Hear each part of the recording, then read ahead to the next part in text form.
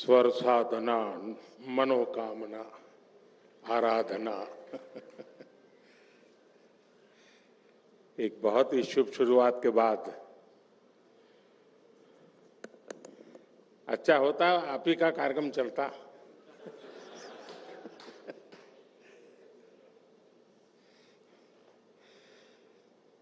आप सबको नमस्कार। रिपब्लिक टीवी नेटवर्क के सभी दर्शक और अब तो बहुत सारी भाषाओं में भी है, तो उन सबको भी मेरा प्रणाम।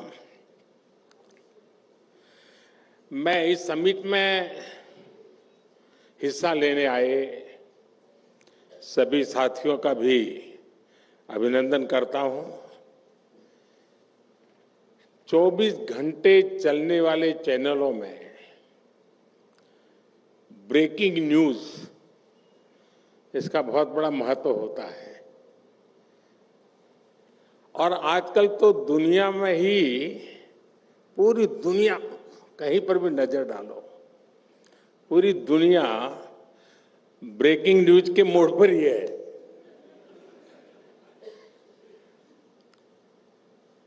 और इतनी भागदौड़ में आप सभी इस समिट को होस्ट कर रहे हैं, इसका हिस्सा बने हैं, और इसलिए आप विशेष बधाई के पात्र हैं। और इस बार आपकी चर्चा का विषय भी उतना ही अहम है, great power India, nation first. साथियों, हमारे यहां शास्त्रों में कहा गया है, यतो धर्मस् ततो जय, यानी जय का, शक्ति का मूल धर्म है। और धर्म यानी ड्यूटी, धर्म यानी जस्टिस, धर्म यानी स्वभाव, समभाव, धर्म यानी संवाद, धर्म यानी संवेदना। और यही तो नेशन फर्स्ट की भावना में भी समाहित है। भारत अपनी पावर को इसी लेंस से देखता है, इसी तराजू पर तोलता है। साथियों, भारत की एक और विशेषता है, और अब तो दुनिया ने भी मान लिया है, हम किसी क्षणिक घटना पर उतावले होने वाले देश नहीं है।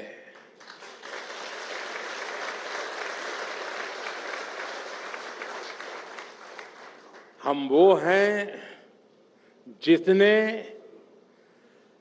विकास और विनाश देखा भी है, झेला भी है।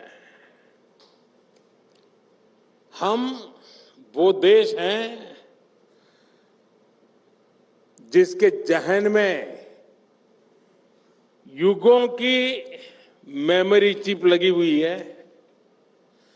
हम युगों की मेमोरी चिप वाले नेशन है, और इसलिए भारत जो कर रहा है,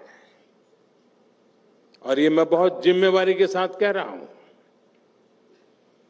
भारत जो कर रहा है वो आने वाले 1000 वर्ष का फ्यूचर लिखने वाला है।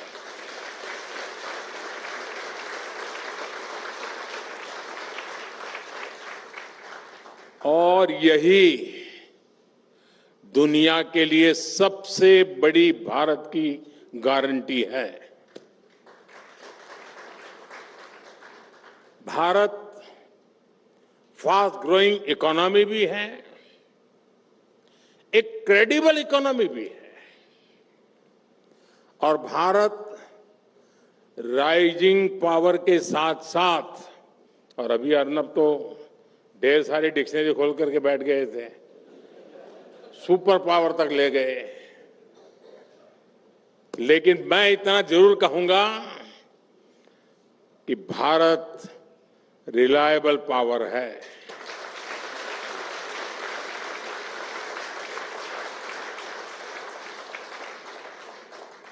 मैं अभी 2-3 दिन पहले जी समिट से लौटा हूं और दुनिया का हर नेता, हर देश इस बात को भली भांति समझता है कि आज के भारत के लिए नेशन फर्स्ट ही सबसे बड़ा मंत्र है, सबसे बड़ा सिद्धांत है।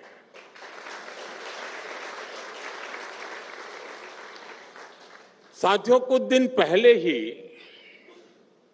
हमारी सरकार को 12 साल पूरे हो चुके हैं। उसके लिए भी अर्नब ने काफी बड़ा आपको तालियां बजाने के लिए मजबूर कर दिया। पिछले 12 वर्षों के जो भी सिद्धियां देश की रही है, उनके मूल में अगर आप तराजू से तोलोगे, हर निर्णय, हर कदम, हर प्रयास, उनके मूल में राष्ट्र प्रथम की भावना ही केंद्र में है।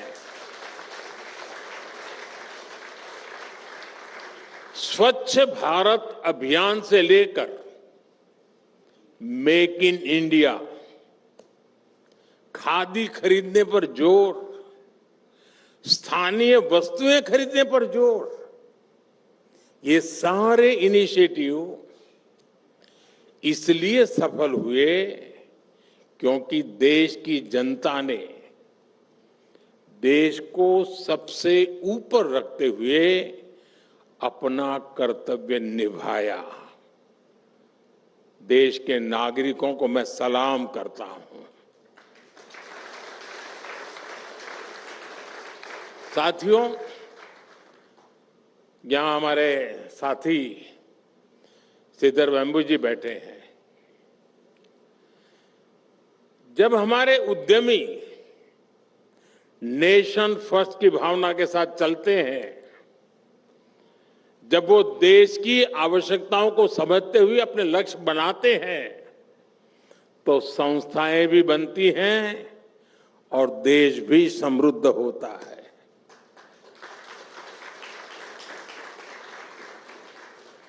सिद्धार्थ वेम्बू जी ने क्या काम किया है, शायद यहां बातों में कितना निकला होगा मुझे मालूम नहीं, लेकिन अभी मैं फ्रांस में विवाटेक में गया था। करीब 1.5-2 लाख नौजवान वहां होंगे। चलने के लिए भी मैं और फ्रांस के राष्ट्रपति अलग अलग स्टॉल पे जा रहे थे, देखने के लिए भी नौजवानों ने क्या काम किया है। तो हम जोहो के स्टॉल पे गए। मैं हैरान था जी, और गर्व होता था कि जोहो के स्टॉल पर यूरोप के नौजवानों की जो भीड़ लगी थी, और वो समझना चाहते हैं कि ये क्या है दुनिया में नई चीज।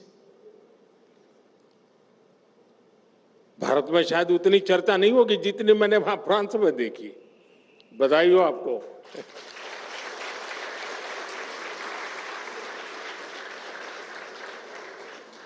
साथियों, सरकार की नीति और निर्णयों में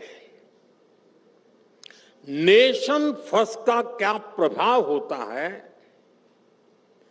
इसका एक उदाहरण हमारा आदिवासी क्षेत्र है। मैं आज कोई फिलॉसफी जानने वाला नहीं हूं, कुछ बातें जो हुई हैं वो हल्की फुल्की बता दूंगा और उससे आप अंदाज लगा लेंगे कि काम कैसे होता है। मैं आदिवासी क्षेत्र की बात करता हूं। भारत के 10 करोड़ से अधिक आबादी की चर्चा, मतलब कि आदिवासी समाज की चर्चा। और हम सबको पता है, दशकों से माओवादी आतंक वहां अपने डेरा तंबू गाड़ करके बैठा हुआ था। जहां 21वीं सदी में भी इन आतंकियों ने एक भी सुविधा पहुंचने नहीं दी। सरकारी एक व्हीकल नहीं गुजर सकता था वहां, गोलियों से भून दिया जाता था। अनेक सरकारें आई गई, कई पीढ़ियां आई गई। लगता था कि हिंसा का ये दुर्भाग्य ऐसे ही रहेगा। आप कल्पना कर सकते हैं, 2004 से 2014 के बीच, मैं वो 10 साल का हिसाब बताता हूं। 2004 से 2014 के बीच माओवादी आतंक के कारण 17,000 से भी अधिक हिंसक घटनाएं हुई थी। 17,000।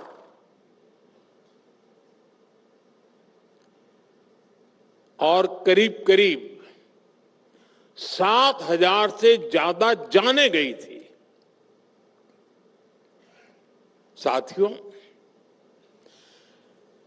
आज आपके लिए वन लाइन न्यूज होगा या टीवी पे आधे घंटे डिबेट होगी कि माओवादी आतंकवाद खत्म हो गया।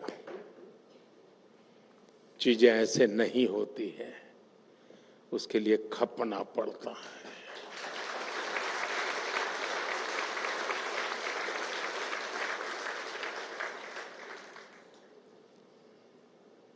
और इसलिए मैं बताना चाहता हूं, और आजकल जो लोग, कुछ लोग संविधान दिखाते रहते हैं,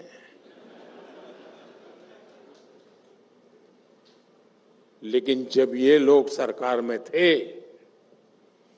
और नक्सल प्रभावित इलाकों में संविधान का नाम लेने पर गोली मार दी जाती थी, और तब ये लोग चुप बैठे थे। तब उनके हाथों में संविधान नहीं दिखता था, कांप रहे थे उनके हाथ। उस दर्दनाक स्थिति से कांग्रेस को कोई खास फर्क नहीं पड़ता था। साथियों, 2014 के बाद हालात को बदलने के लिए हम राष्ट्र प्रथम के भाव से आगे बढ़े, हम निकल पड़े।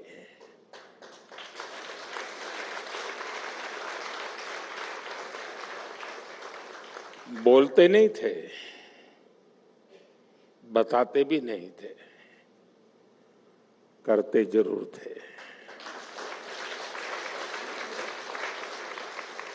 हमने संकल्प लिया कि नक्सलवाद, माओवाद को जड़ से उखाड़ फेंकेंगे, और आज पूरा देश नतीजा देख रहा है। आज देश में माओवादी आतंक अपनी अंतिम सांसें गिन रहा है। और साथियों, कई बार अंतिम परिणाम इतना बड़ा और व्यापक होता है कि उसके पीछे की मेहनत पर ध्यान नहीं जाता। रिपब्लिक टीवी के दर्शकों को मैं खास तौर पर इसके बारे में बताना चाहता हूं। साथियों, जिन नक्सल प्रभावित इलाकों में दिन में जान से भी यानी सामान्य मानवी डरा रहता था, उसको लगता था कहीं अपहरण हो जाएगा, तो कभी वसूली का डर रहता था, कभी साथ में जो कुछ भी है वो लूट लेने का डर रहता था। और जहां पर विकास की बात बोल तक नहीं सकते थे, आप लेकर के जा नहीं सकते थे, सब नामुमकिन था। ऐसे क्षेत्रों में हम विकास का संकल्प लेकर आगे बढ़े। वहां बीते 12 वर्षों में हमारी सरकार ने 12,000 किलोमीटर से अधिक की सड़कें बनाई।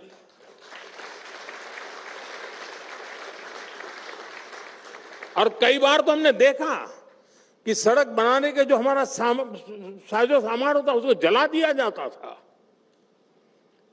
कॉन्ट्रैक्टर को भगा दिया जाता था। अगर 25 लोग रोड पर काम करते तो 200 लोग पुलिस सुरक्षा रखते थे ताकि काम चले। ये सब इसलिए करते थे, तय किया था।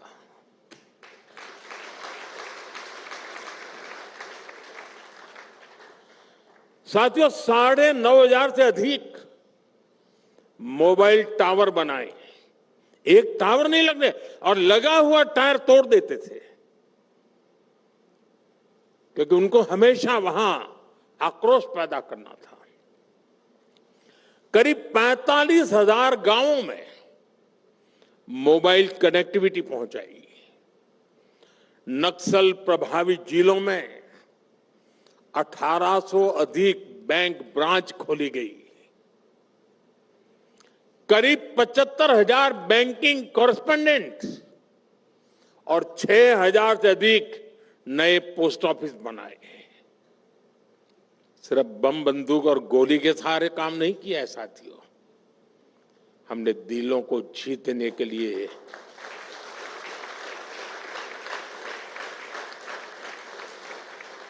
ईश्वर ने जो भी शक्ति दी थी उसको खपाया था। साथियों, हम बुलंद इरादों के साथ नक्सल प्रभावित इलाकों में जन सामान्य की आशा आकांक्षाओं को पूर्ण करने के लिए जा रहे थे। आप हैरान हो जाएंगे, एक मशहूर नक्सली,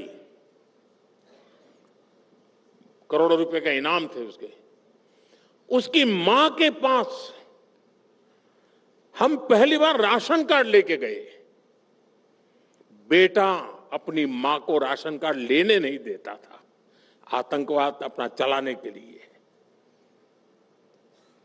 इतनी घटनाएं हैं, मैं हैरान था,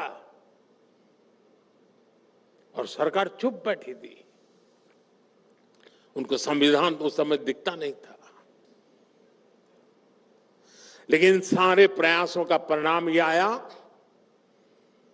कि जन सामान्य में एक विश्वास का नया दौर आया।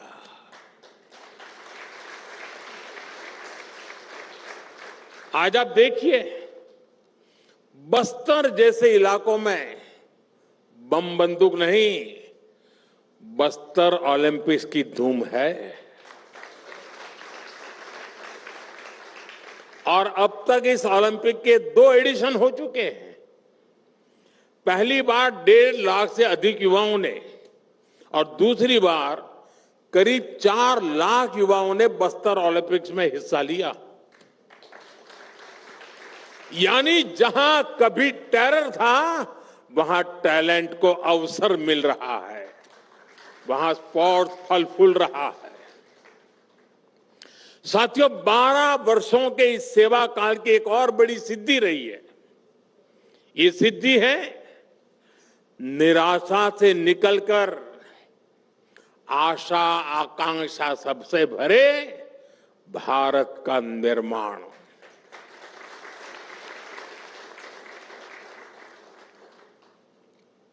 साथियों, नक्सल कहीं और होगा, लेकिन घटनाओं की पीड़ा हिंदुस्तान के हर कोने में होती थी। और जिस समय नक्सल खत्म होने की बातें आने लगी, तो विश्वास सिर्फ नक्सल इलाके का नहीं, हिंदुस्तान के कोने कोने में जगने लगा। 2014 से पहले के 10 वर्षों में जो कांग्रेस सरकार चली, उससे नाराजगी केवल गवर्नेंस की नहीं थी, तब देश की निराशा इससे कहीं अधिक थी। देश उम्मीद खो चुका था। लोगों को लगता था कि कुछ हो ही नहीं सकता, कुछ बदल ही नहीं सकता। साथियों, पिछले 12 वर्षों में भारत ने उसी निराशा को आशा में बदला है।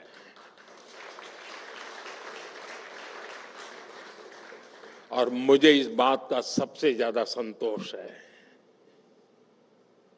आज हर किसी को ये लगता है कि थोड़ी और मेहनत करेंगे तो ये हो सकता है।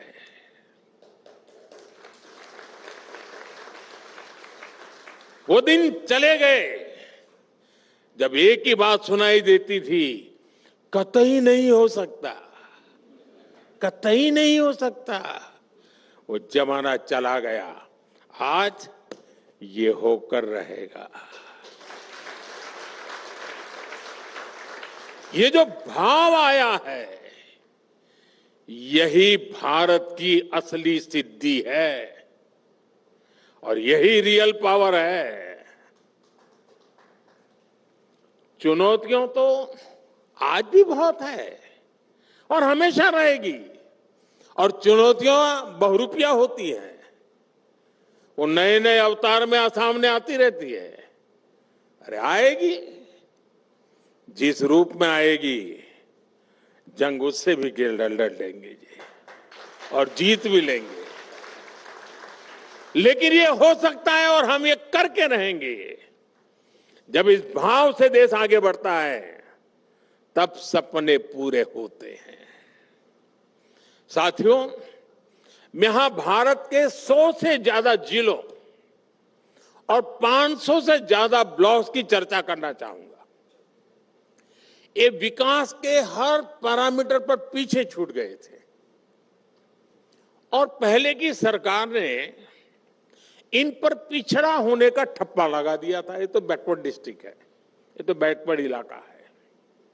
हमने देश के इस बहुत बड़े क्षेत्र को पिछड़ेपन की निराशा से बाहर निकालकर डेवलपमेंट की एस्पिरेशन जगाई। सबसे पहले तो हमने पहचान ही बदल दी। हमने कहा ये एस्पिरेशनल डिस्ट्रिक्ट है, ये एस्पिरेशनल ब्लॉक है। हमने एस्पिरेशनल डिस्ट्रिक्ट का प्रोग्राम बनाया, एस्पिरेशनल ब्लॉक का प्रोग्राम बनाया, और सरकार ने विकास के हर पैरामीटर पर बहुत बारीकी से काम शुरू किया। क्योंकि इस डिस्ट्रिक्ट में ये 3 पहलू हैं, पहले उसमें से बाहर निकलो। यहां 6 पहलू हैं, पहले इसमें से बाहर निकलो। बड़ा फोकस वे में काम शुरू किया। आज ये एस्पिरेशनल डिस्ट्रिक्ट और ब्लॉक्स राज्य की ओवरऑल ग्रोथ को आगे बढ़ाने का काम करने लगे हैं। जो पहले ग्रोथ को पीछे खींचते थे, इन एस्पिरेशनल डिस्ट्रिक्ट में बहुत बड़ी आबादी गरीब थी, अभाव में थी। बीते वर्षों में 25 करोड़ गरीबों ने गरीबी को परास्त किया है।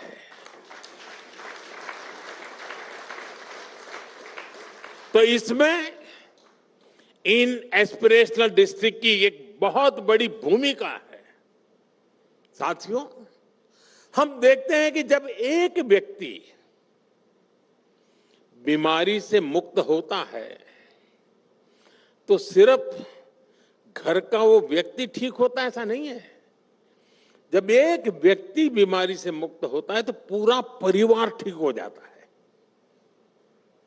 ऐसे ही जब घर का कोई एक बेटा बेटी कुछ अचीव करके आता है, तो सिर्फ वो व्यक्ति अचीव करके नहीं आता, वो पूरा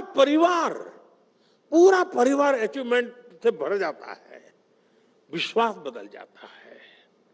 ऐसे ही जब कोई गरीबी से बाहर आता है तो संपूर्ण समाज का फायदा होता है, देश का फायदा होता है। 25 करोड़ लोग गरीबी से बाहर निकले हैं, नियो मिडिल क्लास में आए हैं, तो इसका फायदा केवल उन परिवारों तक नहीं रहता, बल्कि मिडिल क्लास का भी इसमें फायदा होता है। क्योंकि ये नया कंज्यूमर है जो इकोनॉमी को ड्राइव करता है, उसे अल्टीमेटली मिडिल क्लास के लिए अवसर बनते हैं। यानी गरीबी कम होना केवल वेलफेयर का ही विषय नहीं है, यह अवसरों के विस्तार की गाथा है, नई एस्पिरेशन की प्रेरणा है। साथियों, पिछले 12 वर्षों में जो इतना विशाल मिडिल क्लास देश में तैयार हुआ है, वो सरकार की बहुत बड़ी प्राथमिकता रहा है। मिडिल क्लास की ईज ऑफ लिविंग के लिए सरकार ने हर स्तर पर काम किया है। अब जैसे अपने घर का सपना है, हर मिडिल क्लास परिवार की एक इच्छा रहती है खुद का घर हो। हर किसी को पूछोगे एक मन में रहता है मेरा अपना घर हो। 2014 में अगर किसी परिवार को अपना घर खरीदना होता था तो होम लोन डबल डिजिट के इंटरेस्ट रेट पर मिलता था, लेकिन आज किसी भी बैंक से होम लोन 7-8% के रेट पर मिल जाता है। पहले लोन लेना भी किसी युद्ध जीतने जैसा था। युद्ध जीतने में जितनी ताकत लगी उतने लोन लेने में लगती थी। आज ये घर बैठे संभव हो पा रहा है। मैं यही की बात बताता हूं। ये दिल्ली एनसीआर में रहने वाले लोग जानते हैं कि कैसे शहरी मिडिल क्लास के हजारों घर अधूरे अटके हुए थे, पैसे दे दिए थे, पूरे जिंदगी भर की कमाई बिल्डर को दे दी थी, उसने भी बढ़िया बढ़िया पैम्पलेट दिखाए, सपने दिखाए। अब ये किराए पर घर में भी रहते हैं तो किराया भी देना है, घर जल्दी मिलेगा, उधर किराया रहते हैं, घर मिल नहीं रहा, घर बन नहीं रहा, बहुत बुरा हाल था। इन अधूरे घरों को पूरा करने के लिए हमने 25,000 करोड़ रुपए का स्पेशल फंड बनाया। और आपको जानकर खुशी होगी कि देश में बरसों से अटके करीब 60,000 घरों को डिलीवरी किया जा चुका है। साथियों, एक और चीज है जो रोजमर्रा की जिंदगी को प्रभावित करती है। ये जरूरत है कनेक्टिविटी की, ट्रांसपोर्ट की। आज आप सोशल मीडिया में देखिए, दुनिया भर से जो भी टूरिस्ट आता है, भारत आता है, वो हमारे मेट्रो सिस्टम को देखकर हैरान रह जाता है। साथियों, वर्ष 2014 में करीब 28 लाख लोग हर रोज मेट्रो से सफर करते थे।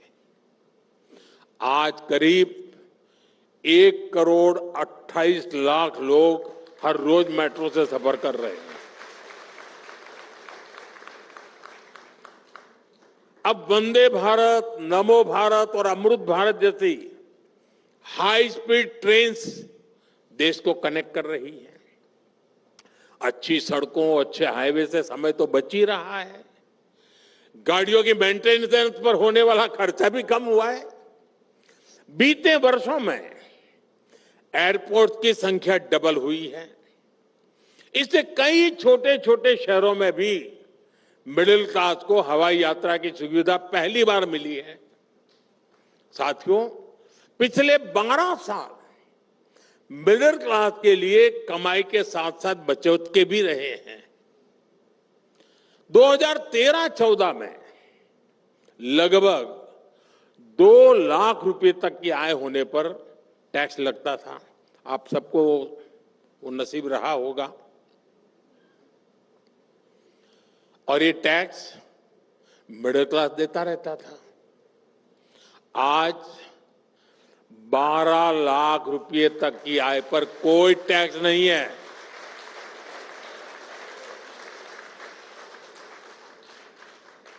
यानी टैक्स फ्री इनकम कई गुना बढ़ गई है। साथियों, जीएसटी रिफॉर्म के कारण भी मिडिल क्लास को बहुत सुविधा हुई है। टैक्स फाइलिंग का समय और खर्चा भी बच गया है, क्योंकि ये बहुत ही आसान हो गया है। घर बैठे ही आईटीआर फाइल हो रहे हैं।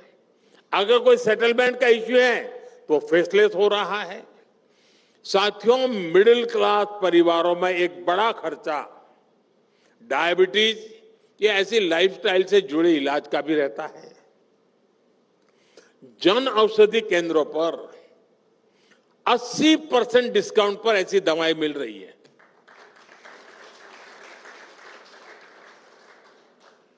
अगर आपका पहले 1000 रुपया खर्चा होता था तो आज 200 रुपये में काम हो जाता है, 800 रुपया बच रहा है। और इससे बीते वर्षों में करीब 40,000 करोड़ रुपए की बचत देश के अनेक परिवारों की हुई है।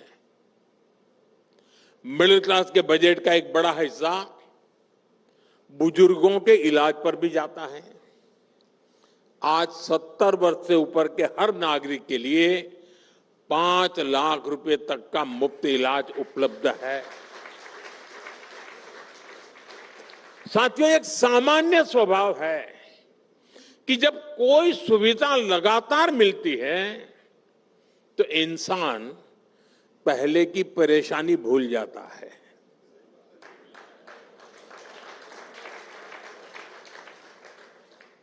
अब 2 लाख रुपया पर आप टैक्स देते थे,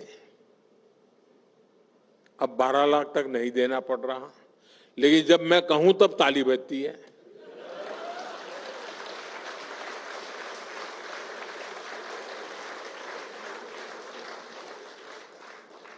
और बस में, ट्रेन में थोड़ी देर भी अगर कुछ मुसीबत आ गई तो ढेर सारी गालियां देना शुरू हो जाते। और यही क्लास सबसे ज्यादा बोलता है। साथियों, मैंने जैसे कहा ना कि पुरानी तकलीफें भूल जाता है आदमी। आप लोगों को आज ड्राइविंग लाइसेंस और पासपोर्ट से जुड़ी परेशानियां बिल्कुल याद नहीं होगी। पहले ड्राइविंग लाइसेंस लेना होता तो कितनी दिक्कत होती थी, पासपोर्ट लेना है तो क्या क्या कुछ करना नहीं पड़ता था, कितने पापड़ बेलने पड़ते थे। आज ड्राइविंग लाइसेंस लेना भी आसान हुआ है और तत्काल पासपोर्ट भी औसतन 3 दिन में ही मिल जाता है। साथियों, मैं जानता हूं हमारी सरकार जिस तरह काम कर रही है उसने देश के लोगों की एस्पिरेशन बहुत बढ़ा दी है।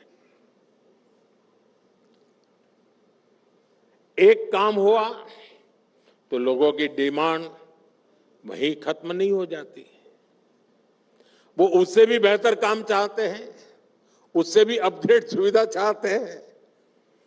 अगर पहले डिमांड नई सड़क की थी तो सड़क बनने के बाद लोग पूछते थे मेट्रो कब आएगी। पहले अपेक्षा होती थी कि ट्रेन समय पर पहुंच जाए, ट्रेन में बैठने की साफ सुथरी जगह मिल जाए। आज डिमांड है कि हमारे रूट पर वंदे भारत क्यों नहीं चल रही।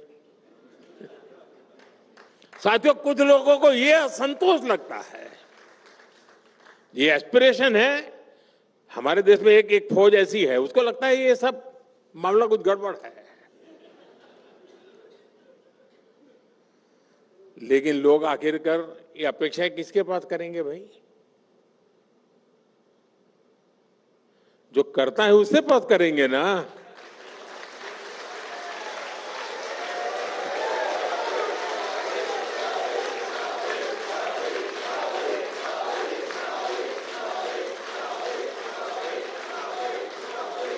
सामान्य लोग भी नहीं, पूरी कांग्रेस पार्टी कहती है कि जरा मोदी जी ये हो जाना चाहिए, ये होना चाहिए, कहते रहते ना।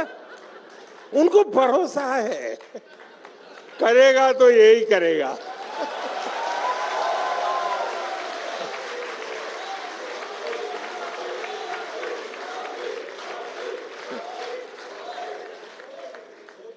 साथियों, एस्पिरेशंस वही होती हैं जहां लोगों को लगता है कि सपने पूरे हो सकते हैं। और भारत के युवाओं की, भारत के गरीब और मिडिल क्लास की यही एस्पिरेशन है। आज भाजपा एनडीए सरकारों की ऊर्जा बनी हुई है। साथियों, एक तरफ देश का बहुत बड़ा वर्ग एस्पिरेशनल है तो दूसरी तरफ राजनीति की एक टोली है जिसका जीवन मंत्र बन गया है ऑलवेज अगेंस्ट।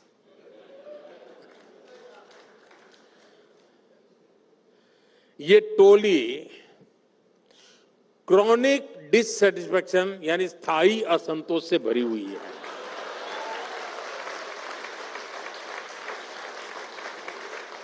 आज मैं रिपब्लिक टीवी के दर्शकों को जरा इस टोली के लक्षण बताने जा रहा हूं। सिम्टम्स पता चलेगा तो आपको समझ आ जाएगा मैं क्या कह रहा हूं। आप आसानी से पहचान लेंगे।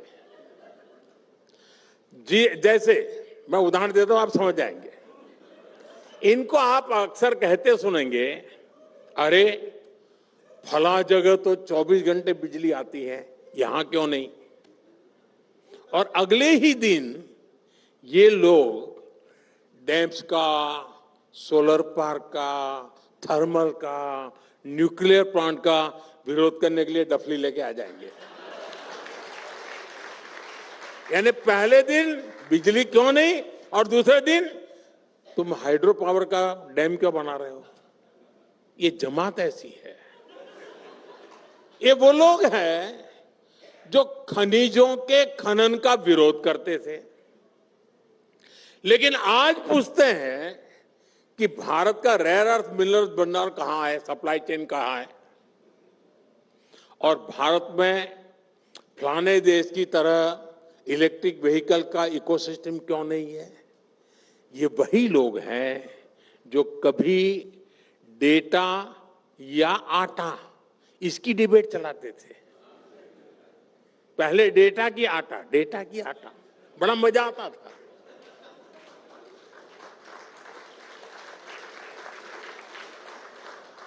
आज यही लोग पूछते हैं कि बताओ मोदी जी, एआई में क्या काम हुआ? हद देखिए, एक साथ में कहते हैं, एक ही साथ में कहते हैं कि एआई में ये होना चाहिए था, वो होना चाहिए था, हुआ क्यों नहीं? लेकिन दूसरी सांस में वही लोग कहते मिलेंगे, अरे ये डेटा सेंटर क्यों बना रहे हो, ये सेमीकंडक्टर प्लांट क्यों लगा रहे हो? और फिर ये लोग उसके 100 नुकसान गिनाने के लिए घंटे घंटे भर सोशल मीडिया की स्क्रीन पर दिखेंगे, टीवी डिबेट में दिखेंगे, अखबारों में भरे रहेंगे। साथियों, ये लोग करप्शन को लेकर दुनिया भर के इंडेक्स उठाकर लाते हैं, भारत को कटघरे में खड़ा करते हैं। इनके इकोसिस्टम का मीडिया भी 24-24 घंटे उछालता रहता है। लेकिन जब करप्शन के विरुद्ध एक्शन होता है, जब कार्रवाई होती है, तो यही लोग चिल्लाते हैं, सबसे पहले हल्ला मचाने का काम कौन करते हैं? यही गलत हो रहा है, फलाना गया, ढिकना गया, रेड कर दी, जांच कर दी, अरेस्ट कर दिया। सवाल उठाए जाते हैं, कार्रवाई ऐसे क्यों हो रही है, वैसे क्यों नहीं, अब क्यों हो रही है, तब क्यों नहीं, ए पर क्यों हो रही है, बी पर क्यों नहीं हो रही है? यही उनका खेल है। साथियों, इन लोगों का कैरेक्टर समझना देश के लिए बहुत जरूरी है। खास तौर पे मेरे देश के युवाओं को इनको पहचानने की जरूरत है, और हमारी जैन जी को तो बहुत जल्दी समझना चाहिए। जल्दी समझो, वरना अब सूर्यवंशी आया है, वो तेज गति से सब जाता है। साथियों, ये लोग एक तरफ कहेंगे कि देश की सेनाओं को छूट रही है, हथियार नहीं मिल रहे हैं, लेकिन जब सरकार कोई डिफेंस डील करेगी, कोई आधुनिक हथियार खरीदती है, तो सबसे पहले आकर कहते हैं कि ये क्यों खरीदा। ये दुनिया भर में भारत की कूटनीति पर सवाल करेंगे, लेकिन जब भारत कूटनीति के लिए, सुरक्षा के लिए कहीं कोई इंफ्रास्ट्रक्चर प्रोजेक्ट बनाने लगेगा तो ये लोग ढोल ढपली लेकर हल्ला मचाना शुरू कर देते हैं। साथियों, आज भारत के जिस अहम कालखंड में है, इसमें हमें ऐसे लोगों को पहचानना होगा, उनके कुतर्क को समझना होगा और उनसे सतर्क रहना बहुत जरूरी होगा। और आज दुर्भाग्य से आज देश के मुख्य विपक्षी दल कांग्रेस पर ऐसे ही लोगों का कब्जा हो गया है। कांग्रेस कभी नेशन फर्स्ट की बात करेगी, ये सोचना भी अब झूठे सपने जैसा हो गया है। कल्पना ही नहीं कर सकते क्या कभी कांग्रेस में ये फिर से आएगी बात जो गांधी जी के जमाने में थी। साथियों, आज दुनिया पुरानी धाराओं को चैलेंज कर रही है। डिसरप्शन की स्केल बहुत बड़ी हो गई है, लेकिन इसका एक और पक्ष है। ये चुनौतियां नए अवसर भी ला रही है। भारत के हर युवा, हर उद्यमी, हर इनोवेटर, हर स्टार्टअप को इन्हीं अवसरों पर फोकस करना है और इसमें सरकार नेशन फर्स्ट की भावना के साथ पूरी तरह देश के लोगों के साथ है। भारत आज रिफॉर्म एक्सप्रेस पर सवार हो चुका है। ये गति आगे और तेज होगी। मैं रिपब्लिक टीवी के इस मंच से देशवासियों से फिर कहूंगा कि हमारा सपना जितना बड़ा है, हमारे प्रयास भी उतने ही विराट होंगे। और 140 करोड़ देशवासियों का यही साझा प्रयास विकसित भारत बनाकर रहेगा।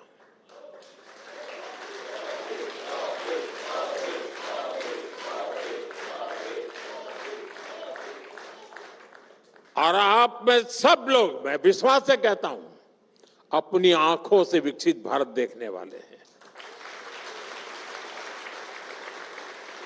आने वाली पीढ़ियों तक इंतजार करना पड़े इस प्रकार से मैं काम नहीं करता। आप खुद अपनी आंखों से देख करके जाएंगे। इसी विश्वास के साथ मैं फिर एक बार रिपब्लिक टीवी को, उसके दर्शकों को और आप सभी को बहुत बहुत शुभकामनाएं देता हूं। बहुत बहुत धन्यवाद।